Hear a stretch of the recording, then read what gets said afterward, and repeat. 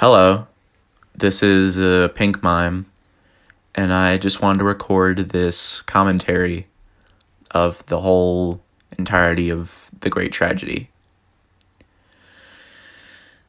I never expected to like this series as much as I do, and I'm just really proud of how it ended up, and that's why I kind of wanted to just look back and just talk about it a little bit. And the way I'm going to do this is that I'm going to just watch every episode all the way through from episode 1 to episode 7. And I'm just going to talk about facts about each one and just how I came up with the ideas in general. So now I'm going to start episode 1, Otis Plays Minecraft. I think for this first episode, I'll just talk about where I got this idea for the series from. When I was younger, I used to watch a bunch of YouTube poops. They were my favorite thing to watch at the time. And something that they did a lot of the time was they did these crossovers. One famous example that I can think of is the Frollo Show. If you don't know what that was just a series about the character Frollo from The Hunchback of Notre Dame. And it was just a bunch of things about that. And then there was also Mobro Studios. He did one involving SpongeBob, and it had Team Fortress 2. I don't remember that one as much as I do the Frollo Show, but those were both things I used to watch when I was very young. Frollo Show in particular did not age very well, just because it was kind of just an edgy YouTube poop in a lot of ways. But just the general idea of a YouTube poop-like series and just involving a crossover of a bunch of characters was a pretty big inspiration, and I always wanted to do something like that. And I remember recently, before I started working on this, I had the idea for this exactly, The Great Tragedy. And literally what I did is that I opened up Baza Art, which is what I usually use to make edits and things like that. And I just made this fake poster. And I might put it up on screen. It was just an image of a bunch of characters that I wanted to add into the series. There was Otis and Spirit and Iron Golem and the Crying Child and Dr. Phil and all those characters. And I remember when I was making it, I was thinking, this is something I would do years from now, because I didn't really have I don't have the best editing programs for video, really. But then I just kind of thought, what, I like the idea and I want to do something with it, so just want to do something with it now. So yeah, then that's when I decided to start making this first episode of Otis Plays Minecraft.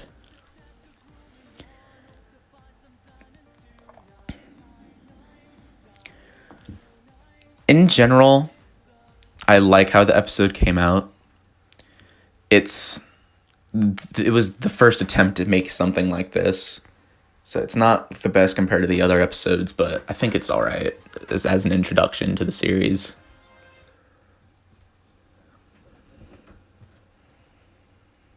If one thing I do kind of regret is adding Revenge into that one bit. I kind of wish I used a different song, just because, it's already kind of like a,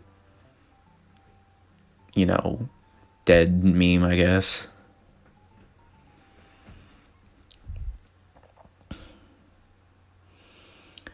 But going to the part where the plot of the first episode, it's...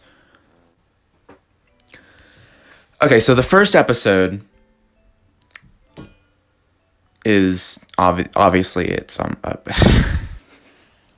God, it's hard doing this. But yeah, so yeah, in the story of this first episode, the coyotes from the Barnyard movie come back, and they're trying to get the chickens or whatever. And, then Otis is freaking out. And then he remembers that he can get some help from a friend. And that friend, of course, is Spirit the horse from the Spirit movie. Then they go on a wacky Minecraft adventure. They start mining to find stone, or iron rather, to make an iron golem, which fights off the coyotes and they run away. Yeah, and he kills Dag. I'm not sure how obvious that is, but Dag is the only coyote that dies, and it scares off the other coyotes. So yeah, like I said, this is definitely not my favorite episode, but I do still enjoy how it came out.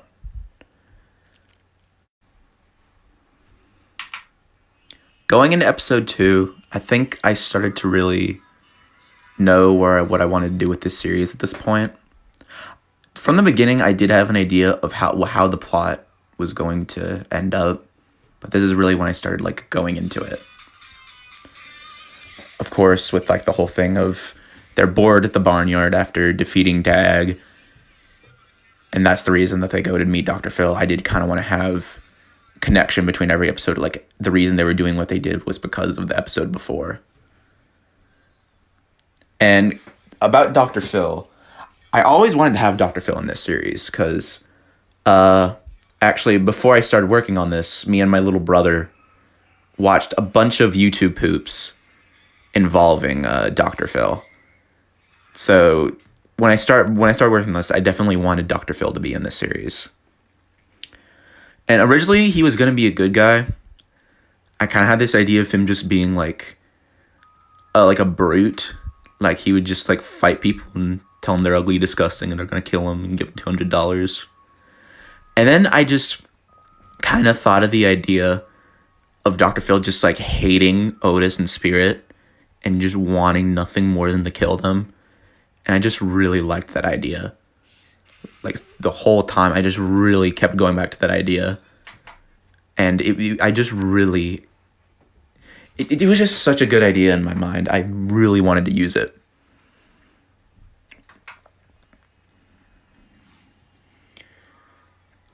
And actually, whenever I was first thinking of this episode, I wanted it to end instead of the crying child coming in and defeating Dr. Phil. I wanted to have Judge Judy come in and beat him up or whatever. But because at the same time we were watching a bunch of Judge Judy YouTube poops at the same time as Dr. Phil YouTube poops, and they were usually pretty good too. But I know that people have a problem with Dr. Phil. I know he's kind of a controversial figure, but Judge Judy is especially, I've learned that she's a pretty horrible person in general, so I decided not to put her in the series. But there is still the reference to Judge Judy later on with the I'm Thirsty guy, but I didn't want to do anything more than that. So yeah, this is also the episode where they introduce the crying child, which is, of course, an extremely important character in the series and the lore in general. And so of course they defeat Dr. Phil with the power of their Fredbear plush, or seemingly. Now, I'm not sure how much this came across whenever I was making the episode, or the series in general, really. The reason that later on in the series, I mean, it's just a few episodes later, it's mentioned that Dr. Phil wants the crying child's Fredbear plush. It's specifically because of that moment when the Fredbear plush hits him and he's defeated. It's that Dr. Phil assumes that this Fredbear plush has very bizarre powers. because it defeats him in one hit. And Dr. Phil is obviously a very powerful being in this world. So he wants to not only kill Otis and Spirit, but he also wants to take the Fredbear plush and harness its power. And of course, later in the series, we find out that it was not the Fredbear plush that had these powers. It was actually the Crying Child themselves, and that they kind of used Fredbear as like a, I don't know what you'd call it, just like a thing to release these powers, I guess you'd say. A catalyst or something like that.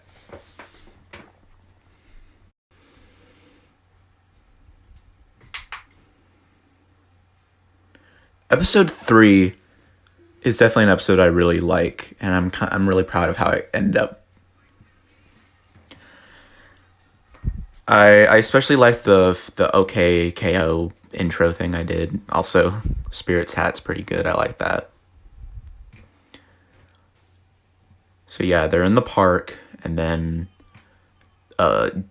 Joseph as Peach Fuzz from the movie Creep comes up behind them and, bonks Otis on the head right there. And yeah, and then of course this was supposed to parallel the Crying Child in a Coma, but it was also, of course, a reference to the movie Creep itself, which of course, if you've seen it, there's the scene where Joseph in the Peach Fuzz mask kills the Aaron with an axe at the back of his head.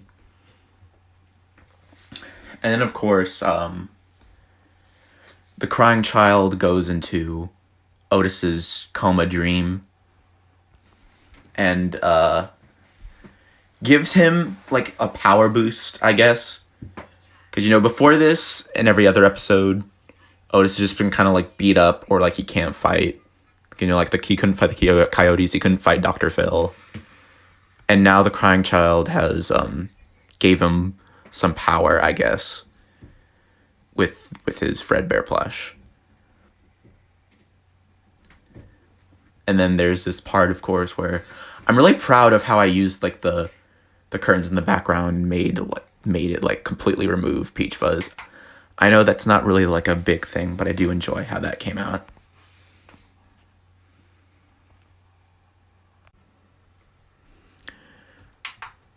Episode 4 is the shortest episode in the series.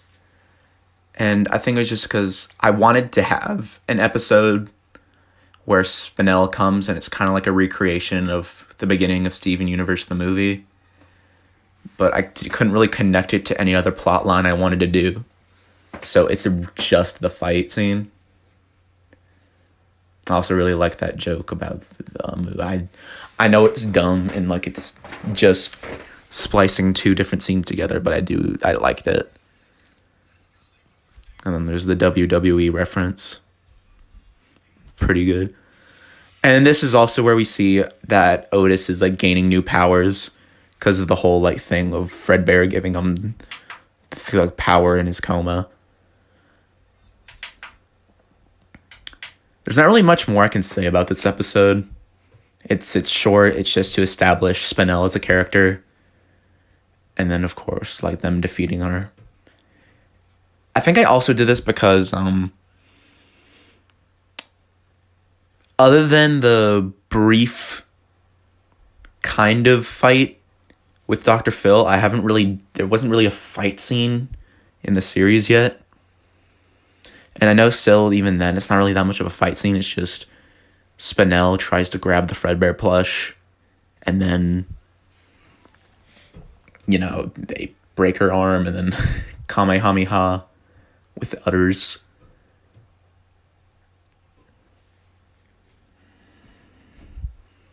One other thing, though, is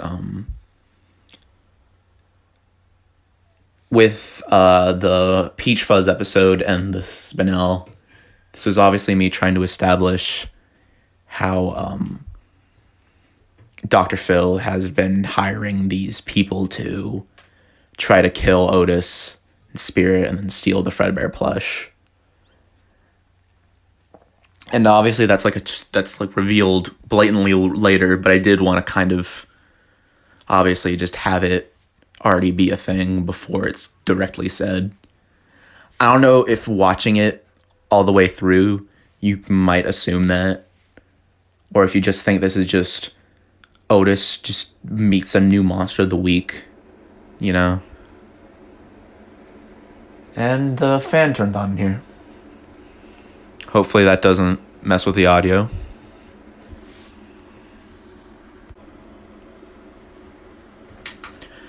Episode 5 is another episode I really enjoy, because this is when I started using like voice lines a lot more, and where I just kind of started to try to make the plot work around the audio that I could use.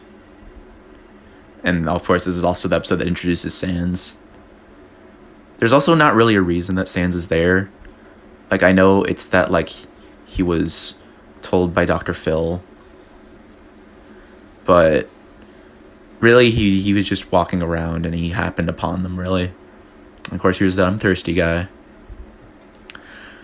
Like I said, I didn't really want to have Judge Judy in the series, just because she's kind of crappy. But there was just one clip from a YouTube poop about Judge Judy, where that clip of the guy who says I'm thirsty. It was really funny to me and my brother, at least at the time, so he wanted to reference it. And then there's this scene from the Magic School Bus. Really, this was just trying to connect any desert-related things together into one episode. There was the I'm thirsty guy. He's thirsty because he's in the desert. Then, of course, there's Breaking Bad, obviously, New Mexico. And there's Magic School Bus, obviously, the episode where they go in the desert and learn about desert environments or whatever. One thing I kind of regret about the series is just the fact that Miss Frizzle doesn't really have a role. She never really says anything in the series, or really does anything other than just do weed, I guess. Or meth, rather. Another thing that I kind of regret is that I never really explain what happens to the class. It's kind of just, she's with the class, then the car breaks down. Then she goes to fight later in the series, and they're just not there. If I have to give them an explanation, I'd say, I guess, when Yoda came to tell Otis about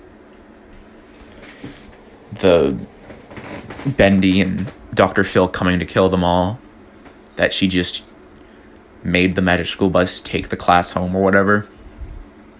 But really, there is no explanation. They're just gone, you know.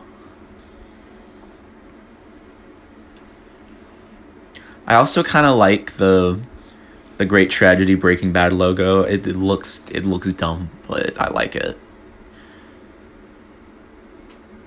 That's another thing. I these first few episodes, they all kind of have like parodies of pre-existing intros, but after episode 5, I don't really do it anymore.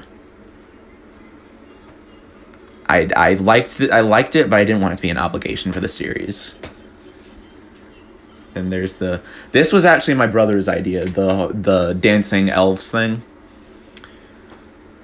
We were talking about this episode. This was the first episode that my brother actually kind of helped with. It was my idea, but like he did help me a lot, so of course I have to give credit to him.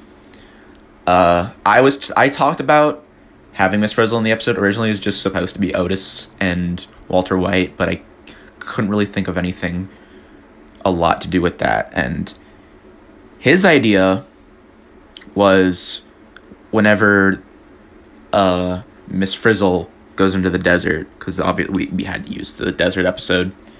There's a part where they like shrink down into like a lizard bus and like crawling around. And the idea he had was the tiny bus would like crawl into the van or something. Then Miss Frizzle would grow, but the bus wouldn't. And for like no reason, they would just dump the kids as small as like shrunk kids into like the the vat of meth or whatever, and then cook them and kill them, and then they just do this elf dance afterward. And I thought it was really funny, and I wanted to add it, but by the time I finished, I realized that I forgot to put that joke in. So it's just Miss Frizzle comes in, and she starts cooking meth with Walter White and Otis the cow.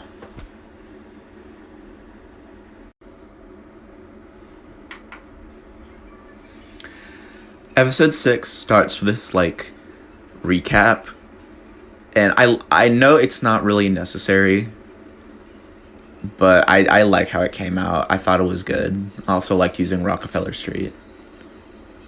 I believe this is also the first episode, other than, like, the Crying Child thing, where it's established that flashbacks always come in black and white.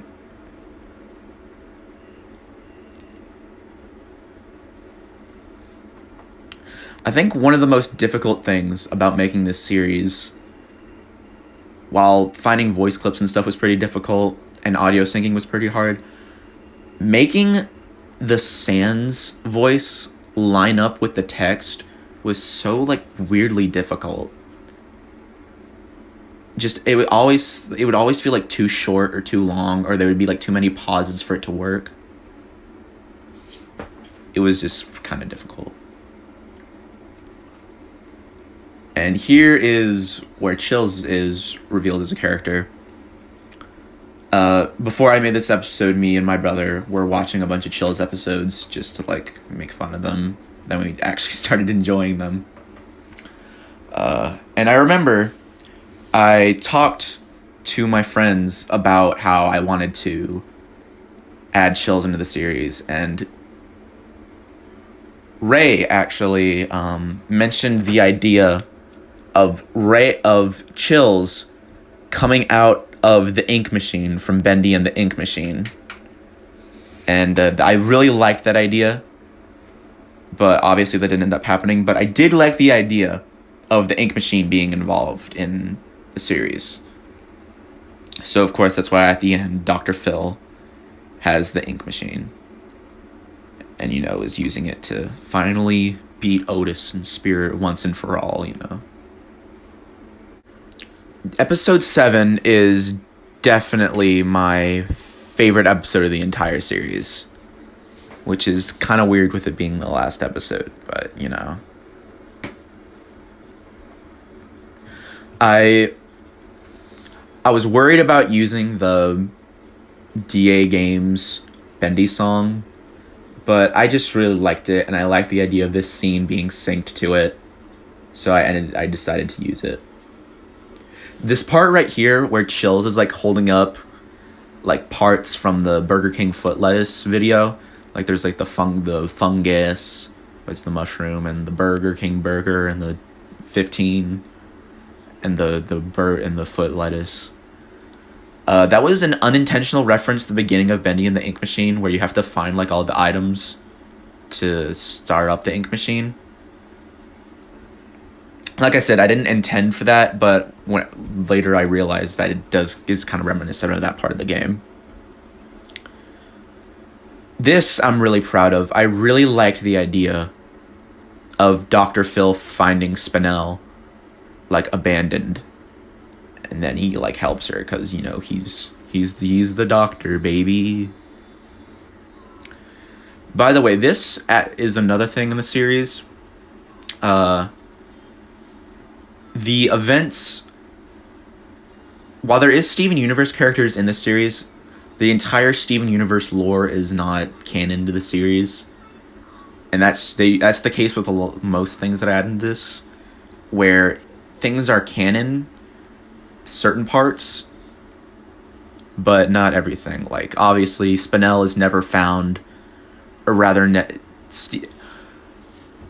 the idea for the Steven Universe characters is that, well, this isn't exactly what it is. The general idea is that the events of the Steven Universe series do not happen through whatever means, despite the Steven Universe characters existing. So Garnet and Pearl exist, and so does Spinel, but it's not necessarily that the Gem Wars happened or whatever. They just kind of exist, and they're not really connected to anything else. Like the currently, I don't think the diamonds exist in this universe. Or maybe Pink Diamond does, but she's not a ruler. She's just like a crappy friend who abandoned her. And I'm thinking maybe none of the other Steven Universe characters exist. It's just Garnet and Pearl. Speaking of which, another thing that I want to address is the fact that this series does take place on Earth, and some countries in our world do exist in this world, like how Gina the crocodile. She lives in the Soviet Union, and like that is a country in this world canonically. And a few other places exist too. I don't want to get too into it because I'll get to that. I'll get to it later, but I have ideas. This is the part where I couldn't think. When I was thinking about this episode, I didn't know how I was going to have Otis come back to the barnyard. And I was thinking of characters that could like somehow like be at the barnyard and then run to Otis, find him, and tell him about everything that's going on. And I was thinking of a bunch of characters, and none of them were really working. I was thinking maybe another Undertale character comes in, maybe another Five Nights at Freddy's character. But then I remembered the text-to-speech website that has like the Yoda text-to-speech. And I thought it was a good fit. So I just Yoda and Sans are friends in this universe, and they have some kind of mind bond.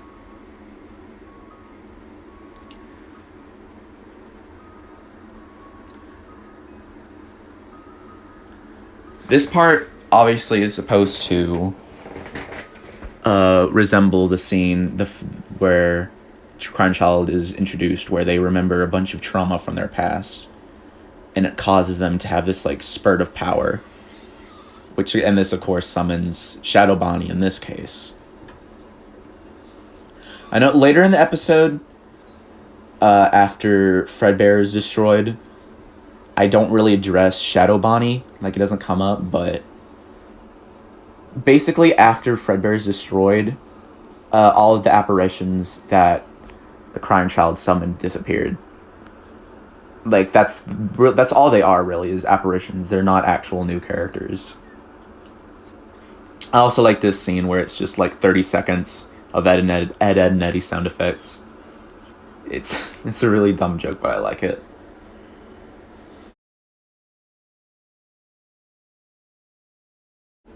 This part is when Yoda references the I'm Thirsty guy again. My little brother really liked the I'm Thirsty guy reference in the episode 5. And like he wanted me to use it again, so yeah, I decided to use it for that part. I thought it was good. Then also this part where Yoda is talking about how there was really no reason for him to bring up the I'm Thirsty guy. It started becoming an unintentional, just running joke that Yoda kind of seems to know to some extent that he's in like a stupid YouTube video. Like, he just, like, kind of questions how the mind reading thing makes sense. And then he just, like, questions why he brought up the I'm Thirsty guy. And then, of course, later he, like, has a lot of exposition about, like, Chill's reason for harnessing Crying Child's power or whatever. None of that was intentional, but I do think it makes sense for his character. Also, I don't know why that one part where Spinel has the scythe, why that fit the music so well. That was not intentional at all. Also, this thing, Miss Frizzle's Dimension in a Box, Pocket Dimension in a Box. This is an idea I have for Season 2. It involves that, but I'll get to that later, of course. Like I said, Gianna the crocodile, they live in the Soviet Union, so of course this is a universe where The Soviet Union never fell, and it still exists. Also, another thing that's canon in the series, also kind of reminiscent of that, is America does not exist in this world. There's no colonization in the Americas at all. This scene I'm really proud of, when the crying child just breaks, and then this happens where they kill Peach Fuzz. Especially that bite. That bite I'm really proud of.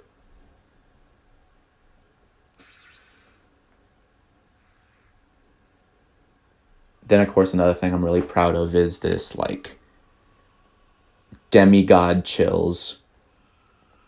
I think it's really cool looking, even if it's really dumb and it's just Chill's eyes and his skin just plastered over wings. Then, of course, here's where Yoda just, like, explains that because Chills watches so many scary videos, he knows the power of fear. So whenever Dr. Phil told him about the crying child's powers, he knew exactly what it was, and he wanted to harness it at its height. Also, Otis is supposed to say, "Oh," like the scene in the beginning of Barnyard whenever they're on the ice. But the audio kind of messed up. Also, here the Iron Golem comes back. I noticed while making episodes that I really started neglecting the Iron Golem. Like, he really just wasn't in the series for most of the time. So I wanted him to come back for this. Also, of course, because of him, the coyotes run away. Then here, obviously, like, the power of friendship defeats the God Chills. Also, another thing I like is how I use the please, please, please don't clip.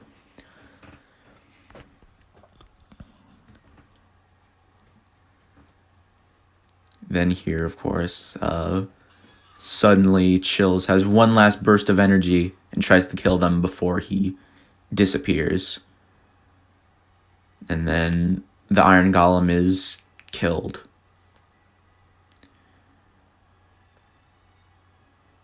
I wanted to have one character die in the series, but I wasn't sure which one. Then when I realized how much I was neglecting the Iron Golem, I decided that he would be the one to die. And that's why also Ice Tombstone says the hero we never got to thank.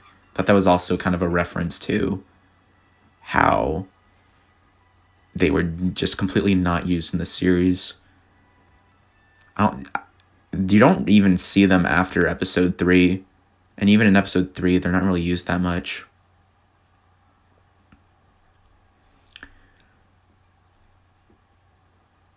I was contemplating whether or not to add the credits at the end. I thought it might be, like, kind of dumb. But I do like how it came out, and I do like using the text and everything. I thought it was good. I know I put the credits in the description, but I just wanted to add it into here. And here, where I'm saying thank you to my friends and see you next time or whatever, I know it's, like, supposed to be, like, dramatic or whatever, but really the only reason I added this much text was so the end of the credits would match up with the end of the guitar solo of El Pueblo Unido Jamás se ha vencido. Then, of course, at the very end, there's the cough and the Otis plush.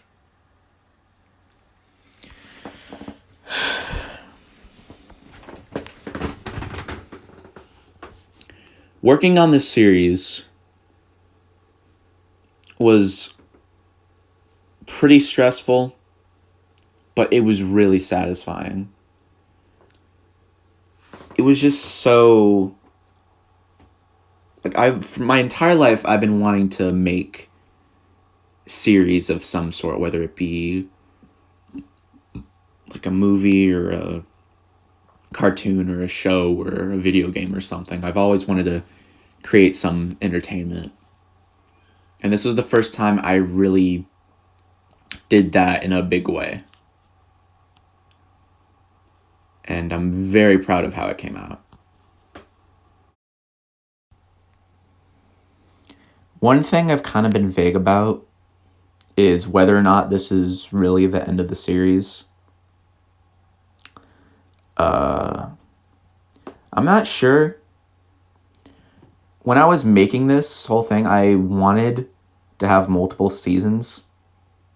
Like, I was thinking having like this, then another season, and then another season, and then maybe another. Now I'm thinking I kind of want to make another season, but I think I might want that to be the last season. I think I might want to only have 2 seasons. I don't want to spoil too much about my ideas for it, especially since I'm not sure if I'll even end up really doing it. But the general idea is that there was of course at the finale there was the scene where Chill's god used one last bit of energy to try to kill them all, but then it doesn't work and they disappear. The idea is that I have is that whenever they disappear, they weren't actually killed. They were sent to, or they rather escaped to another dimension to like regain power.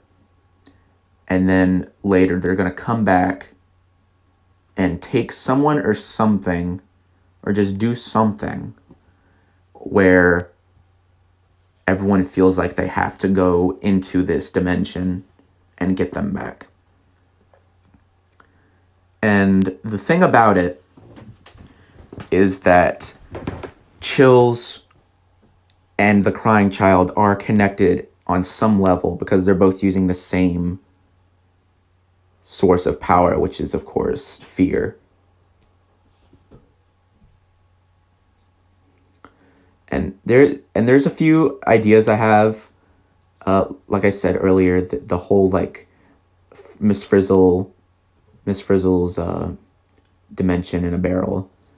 The idea is that while all the other characters are going off to fight Chills, finally Shadow, Inspector Gadget, and Pearl burst out of the barrel.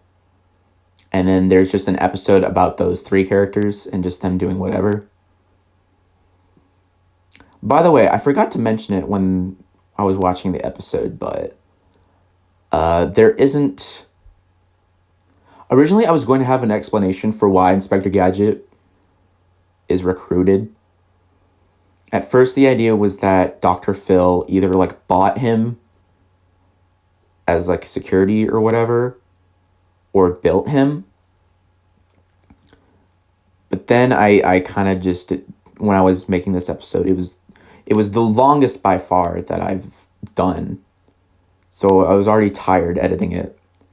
So I was going to just have a clip where whenever, after he punches Yoda, Yoda's like, wow, I was talking so long that you already found more people on your side. I guess I really do need to stop talking, whatever, just as a joke about how much Yoda talks in the series. But I ended up not even doing that because the audio glitched before I did that. And like I had to rework everything and just move everything back into place. So I didn't want to just add another audio file into that clip. It would just be too much work.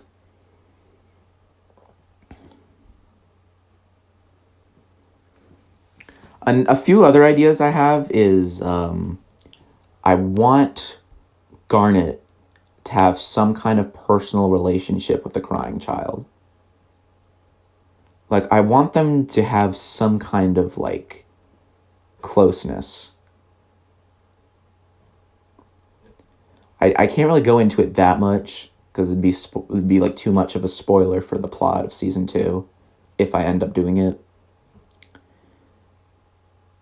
But yeah. Another thing I kind of want to do is, like I said, the canon of Steven Universe is not the same as the canon in The Great Tragedy. Like, the stories of the characters are not the same as they are in their own series. So I'm thinking maybe in this series, Pearl is like has like some kind of crush on Garnet and is trying to like impress her in all these ways. But they're such like a mess up that they just keep failing and people just consider her a failure or whatever.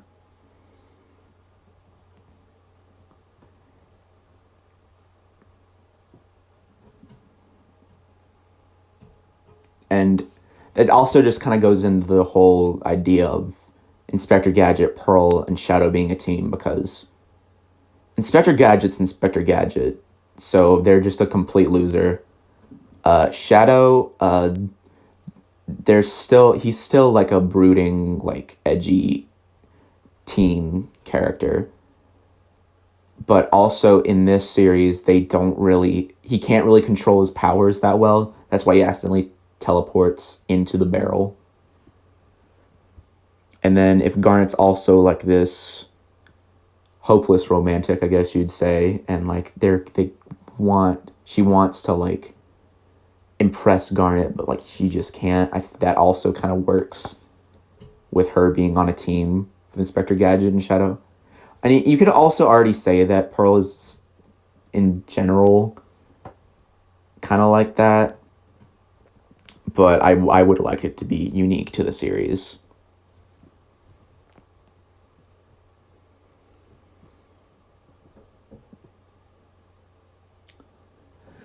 Another thing about the origins of The Great Tragedy that I also forgot to mention was, before I made the poster for The Great Tragedy, even, like before all of that, I made this PowerPoint called The Great Tragedy. And in the PowerPoint, it's just a bunch of pictures of Otis and some other Barnyard characters. And the story is just Otis is just standing around. He says, "Oh boy, I'm so glad I'm Otis," from the hit TV series Back at the Barnyard. And then Pig comes along and says that there's a problem. And then it turns out that Sans is trying to sell Poopy in the barnyard. And then Otis fights Sans. But it's just a bunch of GIFs of fights I found on Google Images. Then Sans is about to die and he shoots Otis in the face. And it says "to be continued," but then obviously I never finished it because it was a stupid PowerPoint. But of course, that's where I got the idea of Otis being a main character in a crossover series. And of course, that's also where I got the Great Tragedy name from. So yeah, the poster is where like the focal point of the series came from, but that PowerPoint is where just the first concept of the series came from.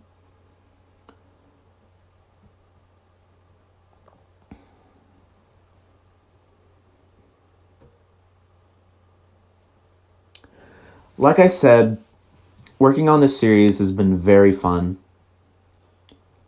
I'd like to keep making videos. If not another season of The Great Tragedy, something similar. Just some kind of like big editing thing. And one more thing before I close up here. I use iMovie to make the videos and sync the audio and things like that. But to make the visuals, I use an app called Baza Art. Yeah, the whole series is made on my phone, yeah. So that's why it's kind of difficult to have like moving video and stuff. But yeah, working on this series has been so fun. I've enjoyed it so much. And I hope if you've enjoyed it, then you'll stick around to see whatever else I make. Thank you for watching.